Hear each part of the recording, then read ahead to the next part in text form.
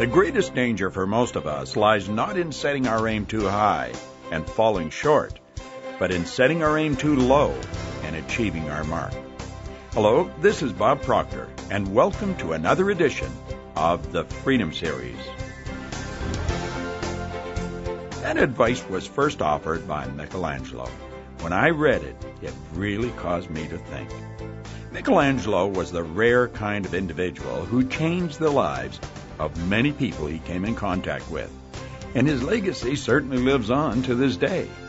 So permit me, if you will, to take you back in time with me to learn more about a very famous sculptor who clearly understood a law that not only can, but does, impact all aspects of your life, the law of attraction.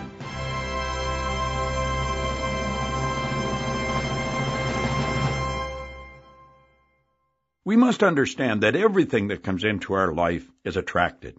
In every seminar, I have someone pointing out an example of some tragic event or terrible catastrophe and ask me how I can explain it. I'm always very candid with them. I tell them I'm not able to.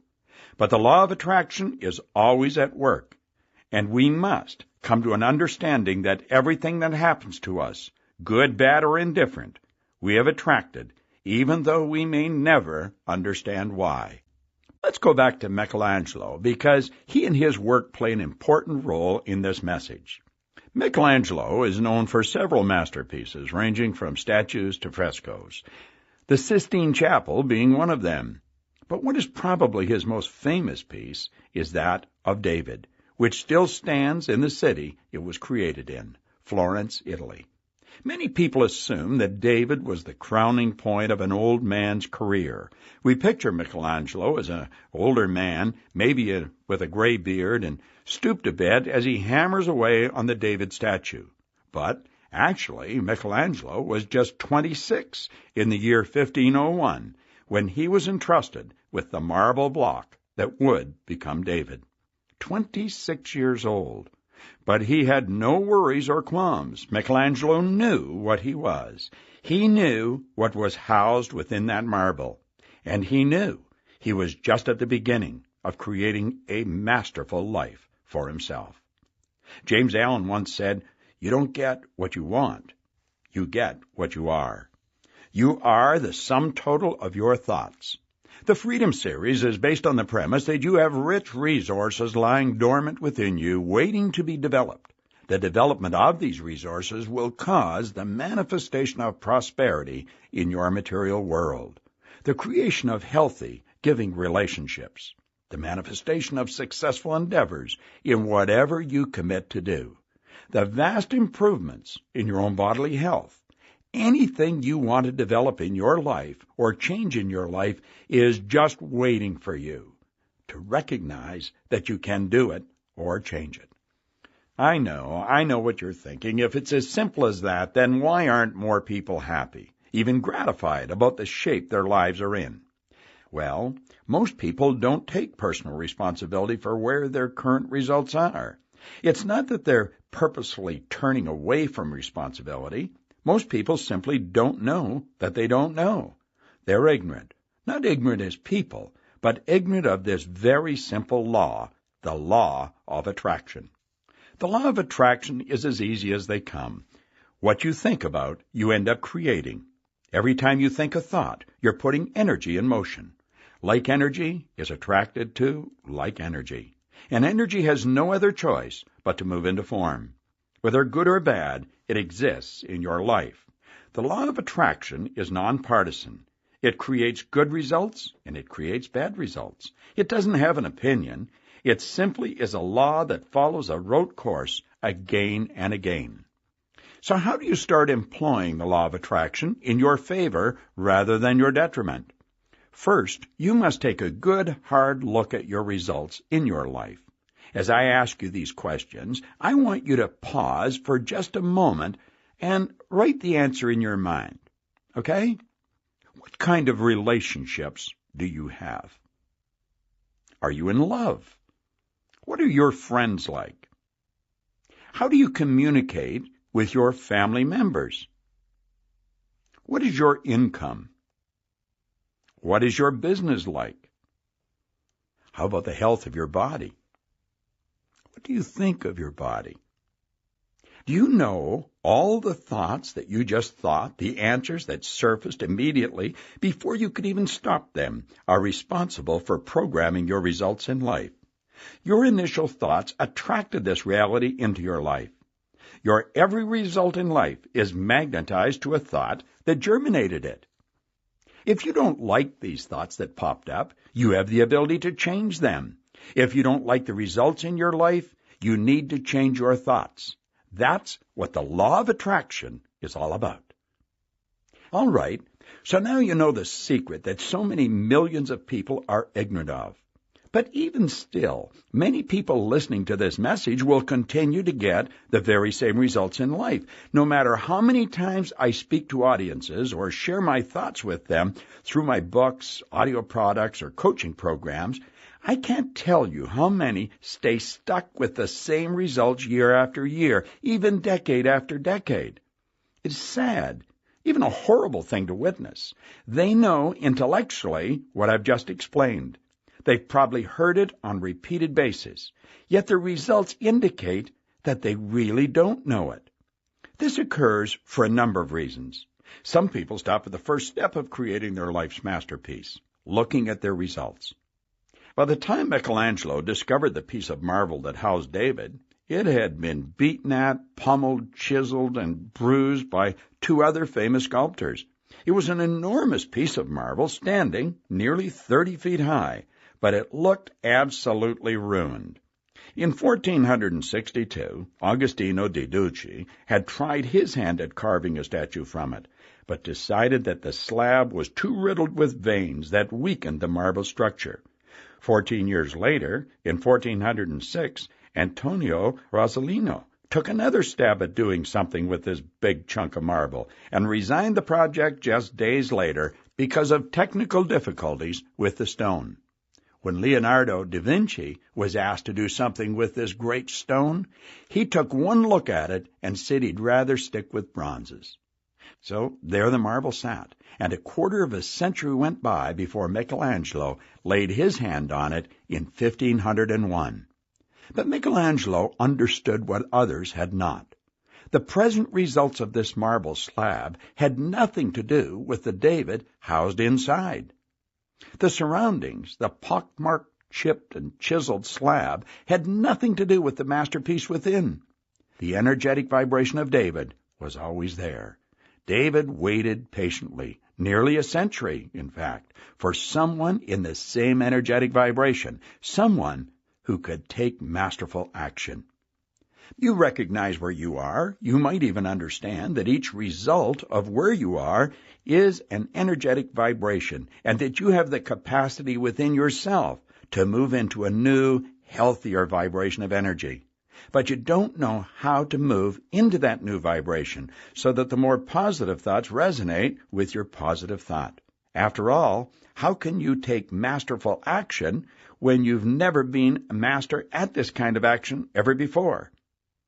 Sometimes I think we overthink this. I mean, an acorn doesn't show up on this earth and think it would rather become a peacock. It is inherently controlled by the law of vibration and the law of attraction.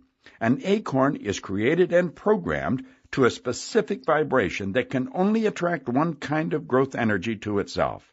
That's why, without fail, an acorn becomes an oak tree. A tulip bulb is a mass of energy. The only particles of energy that a tulip bulb can attract to it are those particles it is in harmony with. Therefore, it can only grow into a tulip. But because each of us is a soul and has been blessed with the ability to choose, we frequently make wrong choices.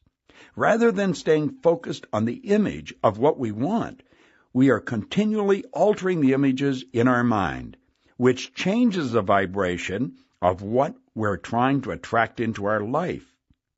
You might start with an image in your mind. Say you want to attract enormous success to your business. But unfortunately, you're not an acorn. You tell yourself that you're attracting that business and you hold that image in your mind. But you're not an acorn. Acorns have it so much easier. You see, because they never bother thinking about what they're becoming. If an acorn could alter its own vibration, It might actually look into becoming a peacock, but you don't see a sapling oak tree suddenly take on a peacock plumage because an acorn knows what it's supposed to be. No questions. Its job on this planet is to attract one kind of energy, period. We humans, however, we alter our vibrations, or more often, we let the outside world dictate or mess with the image we hold that's controlling the vibration we're in. Either way, we let our vibration be jolted out of its Zen imagery. Imagine Michelangelo tapping away on his marble that will be David, and all of a sudden he hears this tap, tap, tapping going on nearby.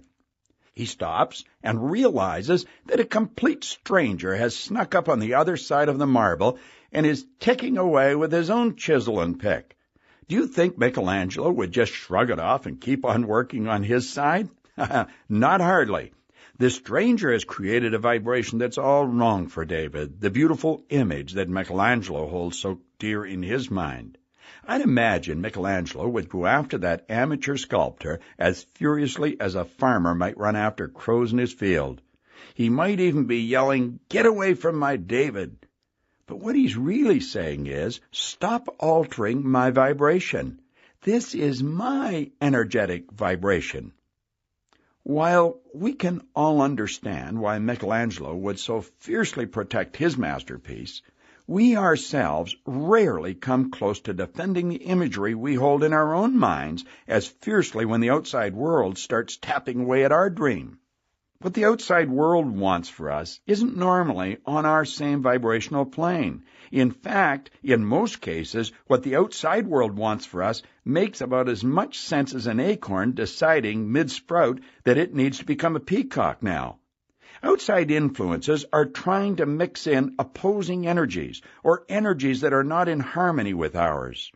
And as soon as we let ourselves get emotionally involved in outside influences, our beautiful David statue is destroyed. It crumbles to the ground. What we want most in our lives fades or fizzles. To circumvent this, we have to be more diligent about wanting different results. I've asked you to look at your results in life.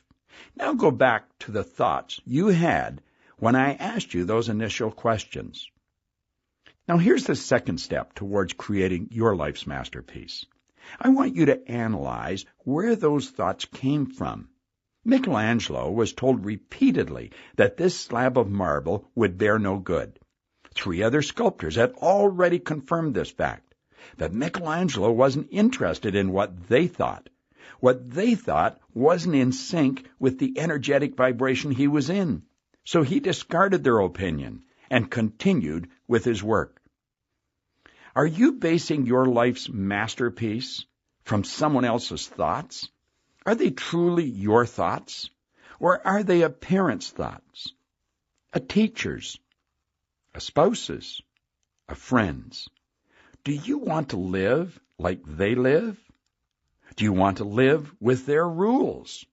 Of course not, you say. So then, why are you letting their thoughts control your vibrations? Do you think Michelangelo had a crowd of onlookers telling him it would really look better if he put David's arm here? As the story goes, in fact, when Michelangelo finally presented his completed David to his financial benefactor, Per Soderini, the man had the audacity to tell Michelangelo that David's nose was too big. Pretending to heed him, Michelangelo climbed onto the scaffolding with a chisel in one hand and marble dust secretly folded in another. A few moments went by, and marble dust sifted down to Soderini's feet. Well, Michelangelo had done nothing but open his closed fist to let the marble dust sift down. Soderini was convinced that David's nose was now perfectly done.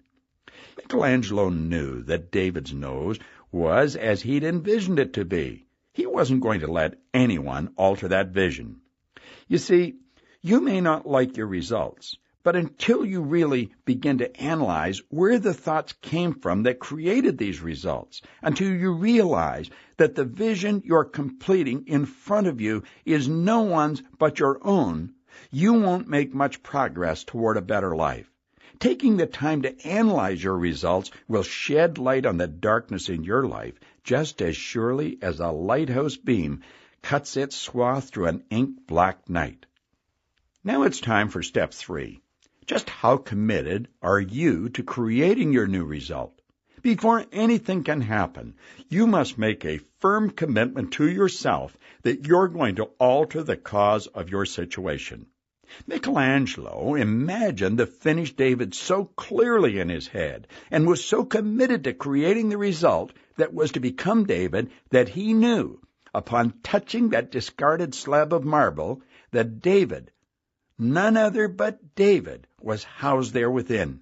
Today in his museum, the Accademia in Florence, Italy, David stands there as a monument to Michelangelo's firm commitment. Even more fascinating to me, however, is all the unfinished work by Michelangelo that lines the gallery leading to the statue of David. In this piece of marble you might see Atlas, the world on his shoulders, his legs not yet emerged from the marble foundation.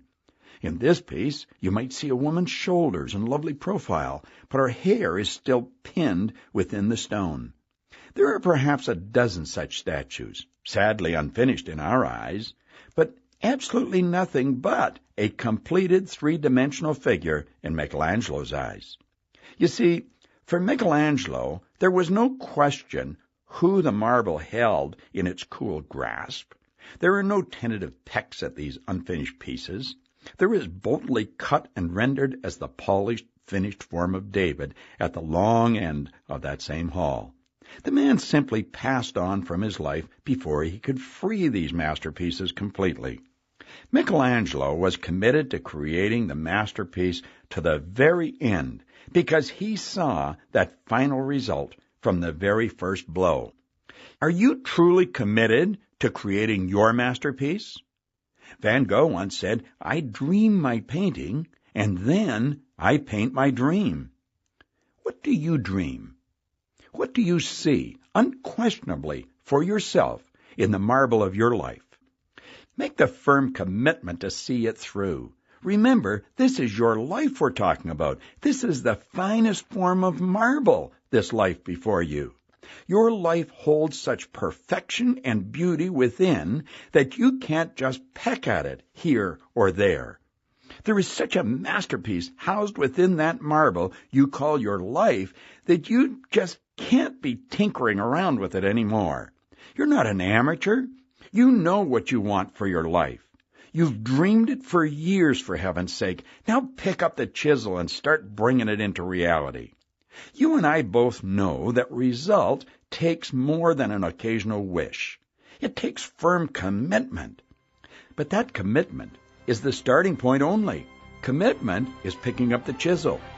People make New Year's resolutions that they don't keep. People start diets that they quit. People work harder and longer hours, but they still don't make more money. Now pick up that chisel and don't lay it down until you have created your life's masterpiece.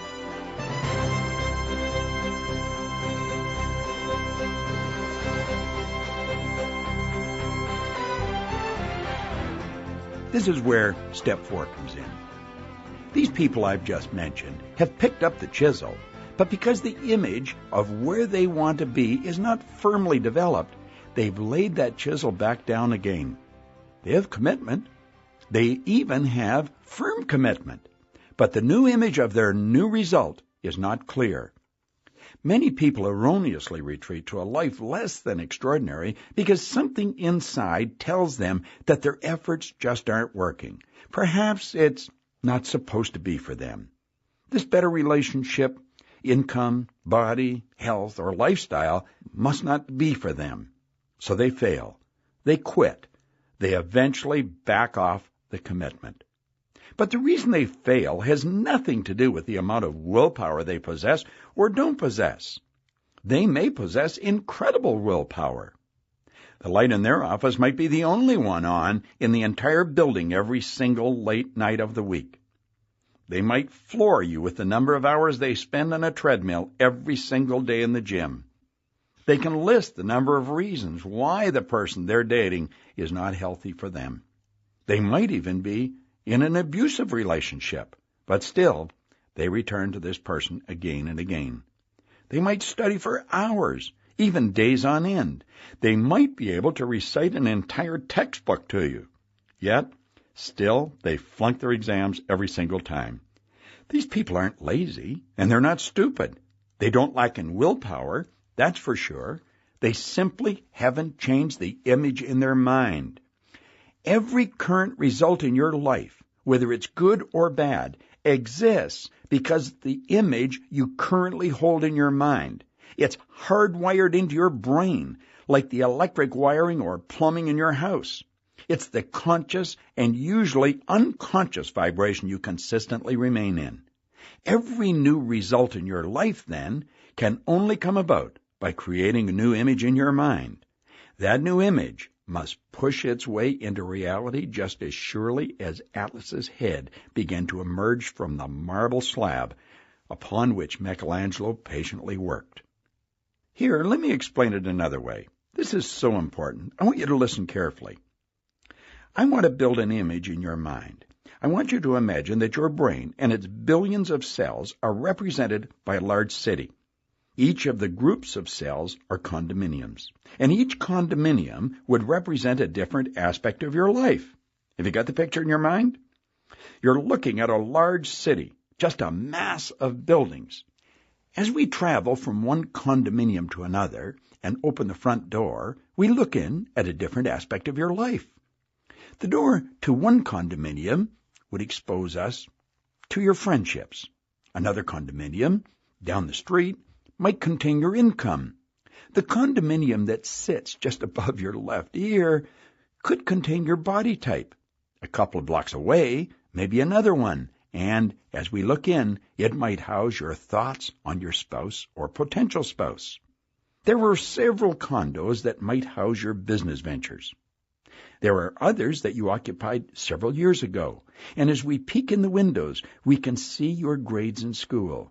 Here's one we pass frequently. We don't like visiting it much because as we look in there, is housed all those concepts of what your parents did to you. But that's an interesting look inside. Now, as you look closer, some of these condos seem to be in quite good repair. I can see a new welcome mat here, a big tub of geraniums there on the front porch. You've created a happy result here.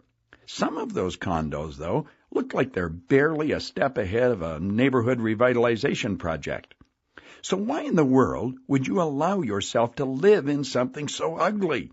You don't want to drive up to it every night, but sure enough, there's your car turning in right now. You don't want to bring friends by. Inside, you've got water spouts on the walls, holes in the carpet. When you turn on the front hall light, your finger receives a nasty jolt or you smell a drift of ozone. The place is pretty embarrassing, actually. So why do you insist on living here? As I look at this city of yours, I see lots of vacancy signs, hundreds of them, in fact, and all in better neighborhoods, looks like to me. So why aren't you moving? What is it that keeps you here? It's the only home you know. That's what keeps you here. It's what you grew up with. It's what you moved into just out of college. It's what you moved into instead of college. It's where all your friends lived.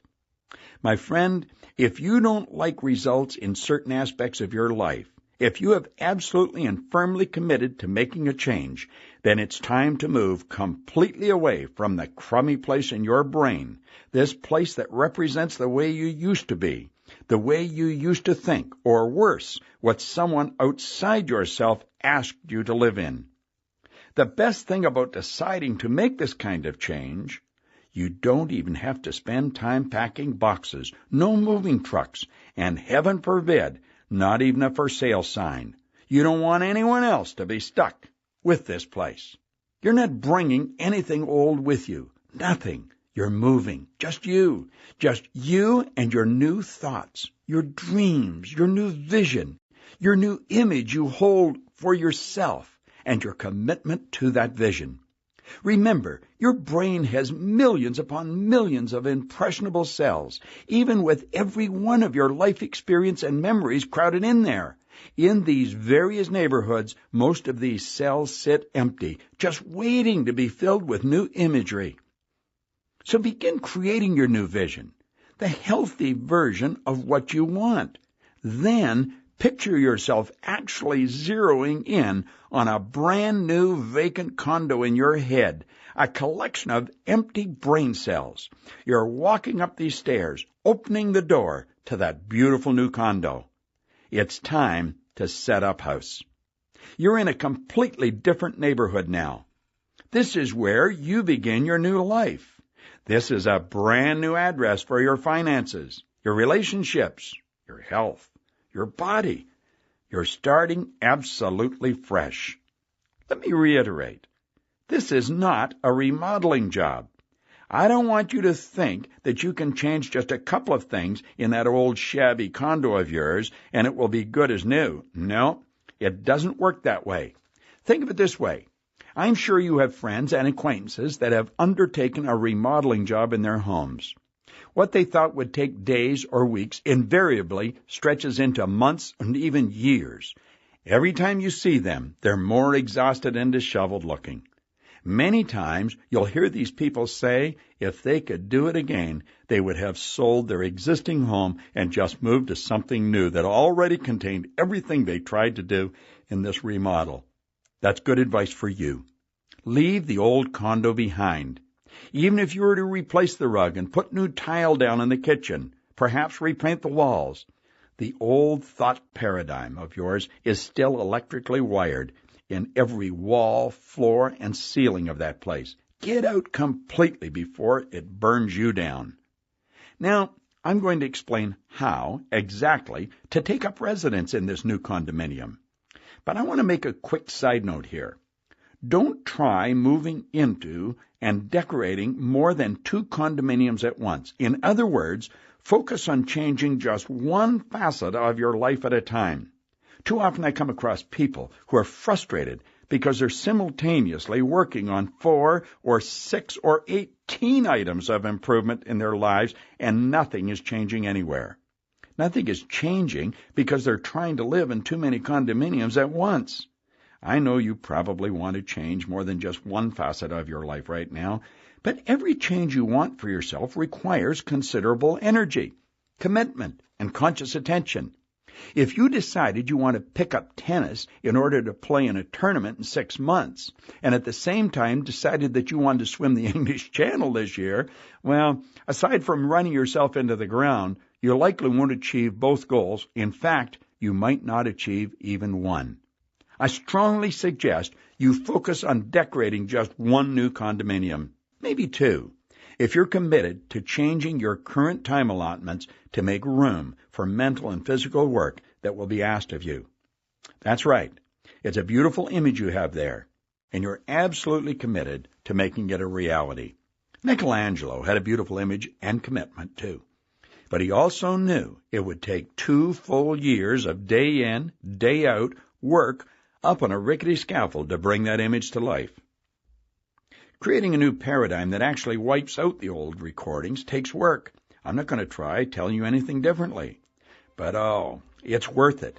When you come down from your scaffold and look for the first time at your entire completed masterpiece, it will take your breath away.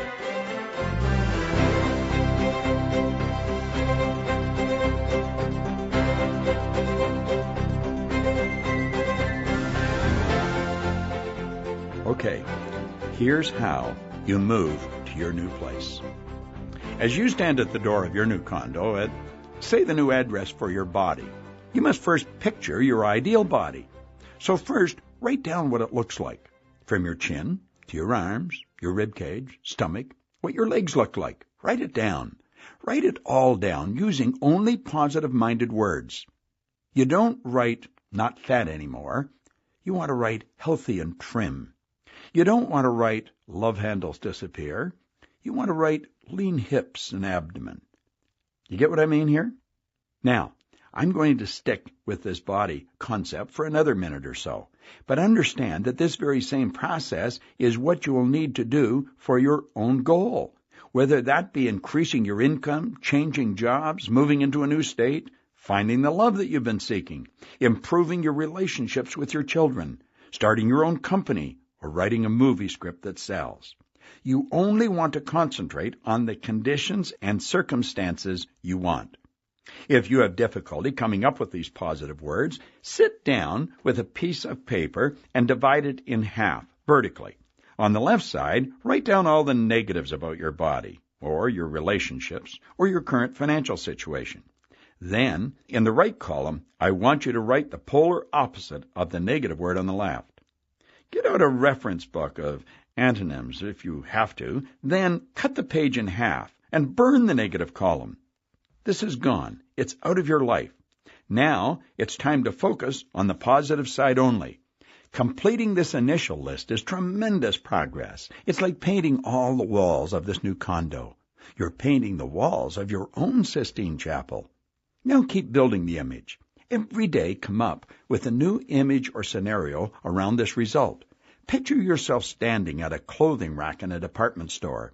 The clothes on this rack are beautiful garments, and you see yourself poking into the collars to find your size. Not the size you are now, the size of your ideal body. Ah, there it is. There's your new size. You pull it from the rack and hold it up. You can tell already it's going to be a perfect fit. Write that experience down. Get emotionally involved with trying that garment on and feeling it fits so perfectly. Now, picture yourself bumping into friends or relatives with your new body. They can't believe their eyes. You look so great. Imagine the rush of pleasure you feel, how it perks you up and makes you smile. Hold on to that emotion. Write those feelings down. See, writing causes thinking, and thinking creates images. Images stir emotion, and emotions are expressed in action. Action sets up a reaction, thus altering your condition, your circumstance, and environment. This isn't some voodoo potion. It's a law. As you get more emotionally involved in this new image, you're, in a sense, decorating your new condo. The colors and details are all falling into place. This place looks nothing like your shabby old place, and as you continue to decorate, you find yourself getting more excited about coming home each day to this new condo. In fact, you like hanging out in it. You love being in this place. Keep writing. Keep picturing the image. When you look in the mirror, don't you dare make a face or roll your eyes. Instead, smile a bit and do a little turn there in the mirror. My, it does look a little more trim there. Like clockwork, a strange and wonderful thing begins to occur. The more you focus on building this new image, the faster your real-life results begin to parallel that image. Focus only on what you want to grow. The more attention and focus you give that new vibrant picture, the faster the cells around the picture grow and expand in energetic vibration. These cells are highly charged. Everything vibrates, nothing rests. These cells are in a continual state of vibration, and when you think about them, as you give energy to them, they immediately increase in amplification. If it's a bad image, an old shabby image, then that's what will expand into reality. If it's a new image, a healthy image, then that's what will expand. Remember, your body is just like a dumb terminal. It has no ability to reject.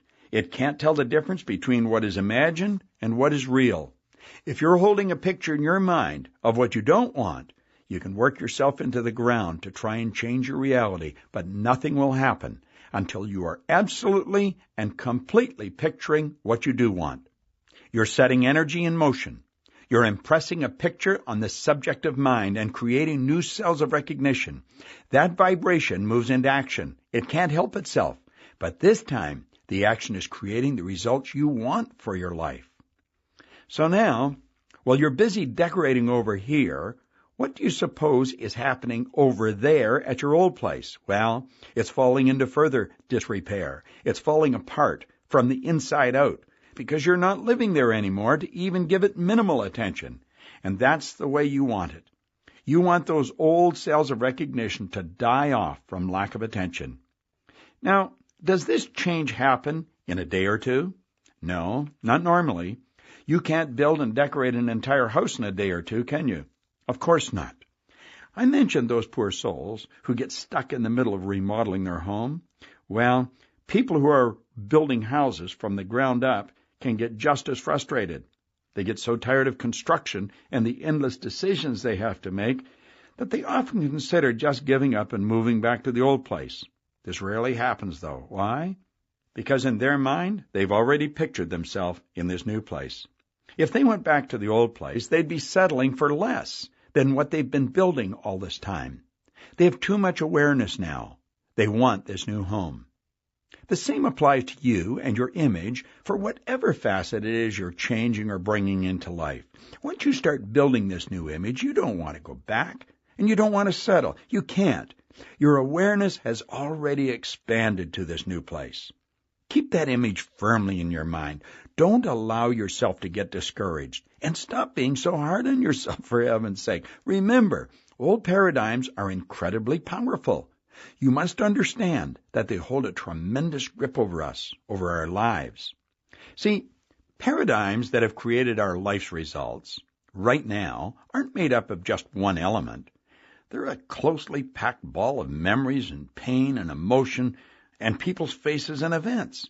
A paradigm isn't just one habitual way of thinking. It's a whole slew of supportive habits that make up what you're thinking within this paradigm. Before golfing became a global obsession, golf balls were just a gob of tightly packed rubber bands in a white dimpled sleeve. Every now and then you'd see someone whack the ball so hard the sleeve would split and those tiny rubber bands would rain down from the sky. That's what a paradigm looks like. It's not one chunk of one experience, but rather a gob of tightly held, tangled experiences within. Let me give you an example here. For many years, I was a smoker. I know, you're just learning all kinds of things about me in this Freedom Series. I had started smoking as a kid when I wasn't thinking for myself. By the time I started to think for myself, the habit was ingrained in my body and mind. Most people quit for the same reason they start. They want to act growing up. Well, finally one day, I decided to act like a grown-up. I quit cold turkey. I knew exactly what I was facing. Smoking isn't about the physical addiction. It's about all the habits you've built around it, too. I call it a mental obsession coupled with a physical allergy. This kind of pairing is something we really work with in our coaching program. It happens in many areas of one's life. At any rate, you can't conquer one without conquering the other. So, first, I built the positive image. Every single day, I sat down and wrote about my healthy, clean lungs. How I could breathe in lungfuls of crisp air. How I could taste my food with much greater depth. How I could meet my clients knowing I presented a healthy, smoke-free persona. How I could drive my car in the dead of winter with all the windows rolled up. And how nice and warm that was. Every day, I'd spend 30 or 40 minutes writing about my life as a non-smoker. Then, all day long, I kept reminding myself about how healthy I felt. I was emotionally involved in this new, healthy image. I was repeating it constantly, a litany, really, all day long. Then, I had to get a handle on the physical craving side. Even knowing that my mind was extremely powerful, I went to my doctor and got a patch because I knew it would assist me physically. Believe it or not, just about every bad paradigm we have in our lives will lure us back by tugging from the physical realm. When you try to lose weight, you crave food. When you decide to break an unhealthy relationship, the comfort level of their presence, even craving their hugs will work at pulling you back in. When you decide to start your own company, your fear centers on whether or not you can maintain your current physical necessities and comforts. See, once you understand that your paradigm is made up of a series of habits that are both mental and physical, you can really easily create both mental and physical solutions that are in direct retaliation to those old paradigms. You want to image mental results as well as physical results. If the condominium in your brain were actually a real structure, you wouldn't just move there because you like the view from your balcony, the physical side. You'd move into the lovely new place because it makes you feel better. That's the mental, emotional side. Even though the entire process might take longer than you think it should, It was about a year before I was completely over my smoking issue. It will happen. It's the law. That's the exciting thing. I guarantee you, you will begin to notice changes in your life. And as you begin to see small differences and changes here and there, you get even more emotionally involved in making this reality happen. I'm quite sure that upon uncovering David's head, Michelangelo had trouble sleeping at night because he was so eager to get back to work, to tap away at the image he saw trapped in that marble. It's at this point that you need to keep your enthusiasm rolling, resolve to stay more committed than ever. Every day you want to keep building that picture, keep adding your decor.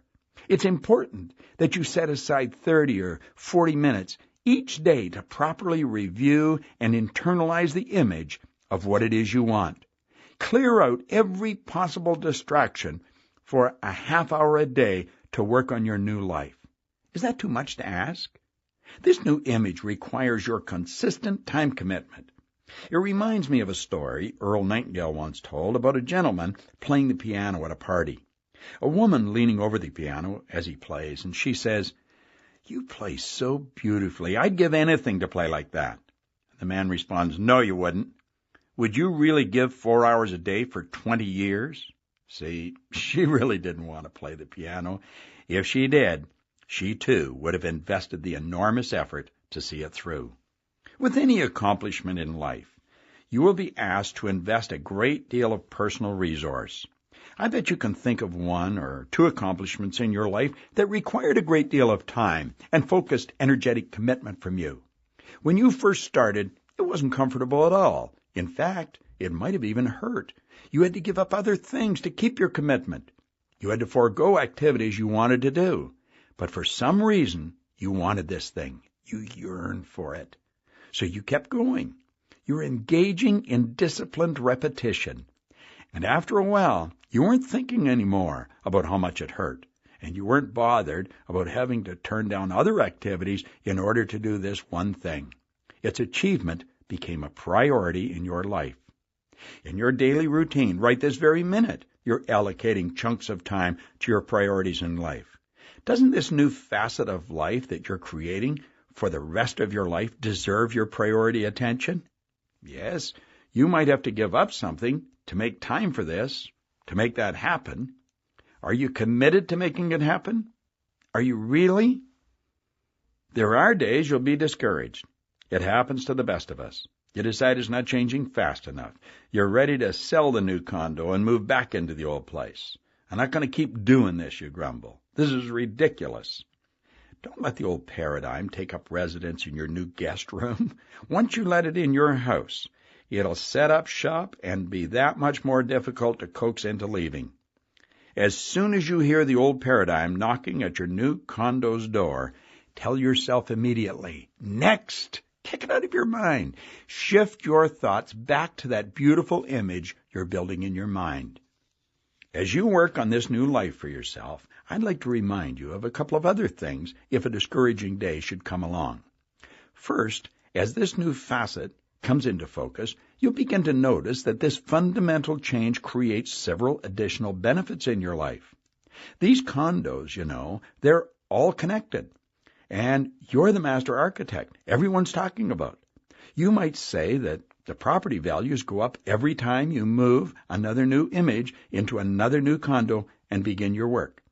With every specific paradigm you build, you'll begin to see that everything in your life brightens. The neighborhood, that is, your brain, becomes a much warmer and inviting place to live. Secondly, as you change your life, you inspire others. The masterful work you're doing for yourself in your own life is a source of inspiration for many people, possibly hundreds or thousands of people that you'll never even meet. In fact, what you create in this life will undoubtedly and markedly affect people several lives from now. Michelangelo had no conception that his David would be considered one of the most treasured works of art in the history of all mankind. I'm sure he never dreamed that even his unfinished work would be as gloriously displayed, his Galleria dell'Accademia in Florence, is one of the largest museum attractions in the world today. Hundreds of thousands of people have seen his work there.